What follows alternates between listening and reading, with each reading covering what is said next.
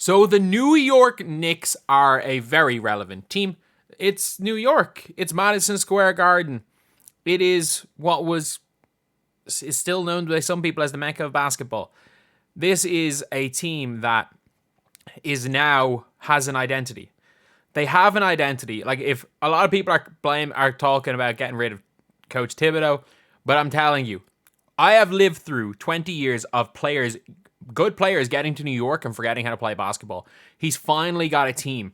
He's got the Nova Knicks. I'd love for them to get Mikal Bridges, but when it comes to the draft, they got to take this guy. 24 and 25 pick. This guy's not going. I'm telling you, this guy is not going earlier than that. If the Knicks pass on him, he's a second round pick. But I'm telling you, I don't think there is a player that is a better fit for a specific team than Ryan Dunn to the Knicks. Before we get on to it, if you guys are new to the channel, subscribe. We're trying to hit 9.7k by the end of the day, and we are on the road to 10,000 subscribers right here. Obviously, we're doing a lot of WNBA stuff, but trust me, I'm going hard on draft content too. So who is Ryan Dunn? Ryan Hammer says here, I've watched Ryan Dunn film such games 20 plus times in the last 8 months, and I really don't know if I've ever evaluated such an unbelievable defender. If he can find a way to get any offensive aspect to be useful, we're going to have a problem. It says here, even if it just becomes a cutter and dunker and a guy that plays next to a 5 and can shoot, that might be enough. And this is a guy who cannot shoot at all. But it says right here, the New York Knicks have been linked to Virginia forward Ryan Dunn, who's considered the best defender in the draft, as well as Purdue big man Zach Edey. Edey's probably not falling to 25. But if you at 24 and 25 can get a 7'4 center, the most mobile 7'4 player, not named Wembanyama, we have seen in a long, long time. Like, as far as mobility is concerned for guys that height, I would say that Yao is number 2 to Wembanyama. Wemby's just an alien. But I would say Yao is number 2 to Wembanyama. And then you've got probably Edey, maybe more than Yao. Maybe better than Yao. Like, if that's what the draft you can get, you can see that would be an elite draft. This would be an awesome, major piece for a contender. A+ draft. If you can get Edey and the best defensive player in the draft, that is the biggest W you can possibly have. And I'm really, really high on Ryan Dunn to the Knicks because he is freaky athletic. Like, freaky athletic. So, I will show just some of, if you haven't seen just the way this guy just jumps. The man jumps out of the damn gym. Like, he is going to come right in and be an absolutely elite defensive player at the NBA level from day one. From day one, he's going to be an elite defensive player.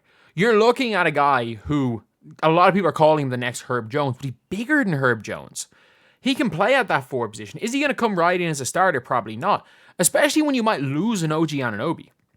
There's no guarantee you're keeping OG Anunoby. And even if you do get OG Anunoby's really injury prone. You don't know when OG Anunoby's going to get injured. It's not an if, it's when he gets injured.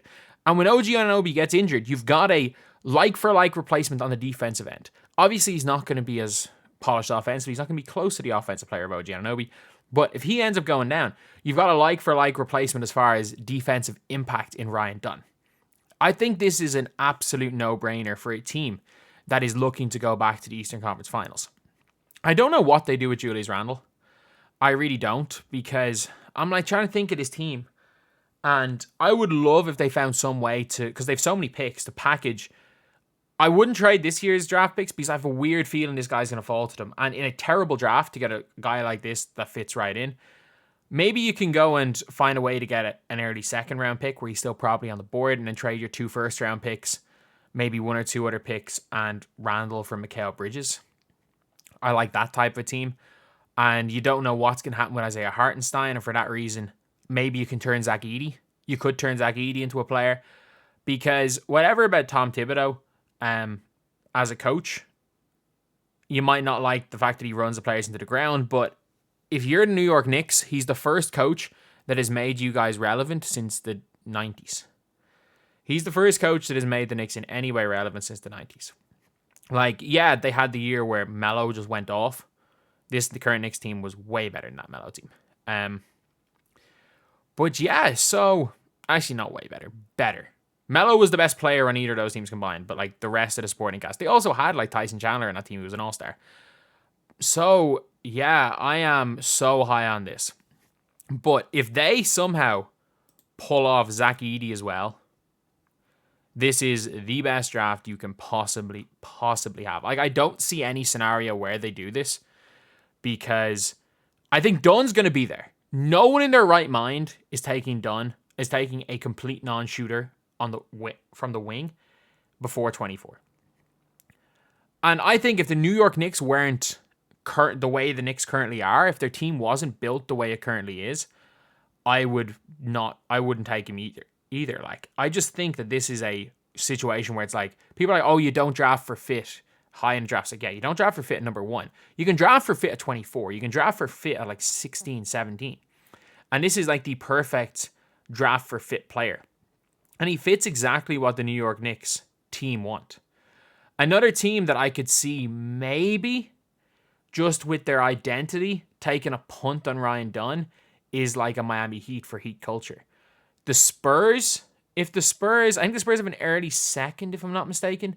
If he could fall to them and they could try to do what they do with Kawhi Leonard. But he is a jump shot away. There's a near 0% chance that Ryan Dunn is worse than every single player drafted ahead of him.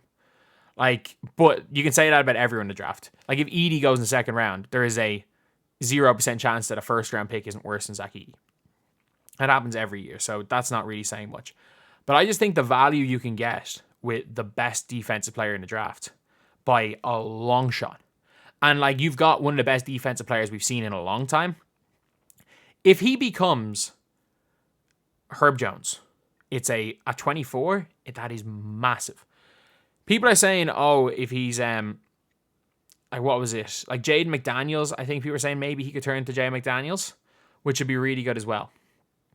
It's unlikely that no defensive player with a broken jump shot has ever had the improvement Kawhi is, so there's no point expecting someone to turn into a Kawhi improvement-wise, but I think he could be like a Herb Jones, he could be a Jaden McDaniels type player, which is unbelievable late in the first round. And then obviously you've got Zach Edey as well, who, like, look, he's 7'4". Take the risk. Take the risk, especially in a draft that Clingan might be going number 1. Donovan Clingan might be going number 1 in this draft. And if Donovan Clingan's going number 1, and you can get a guy who might be better than Donovan Clingan at 24, you go and take him. You take him, and you don't think twice about it. If Edey's still there on the board, I can't believe he'd be still there at that stage, but I still think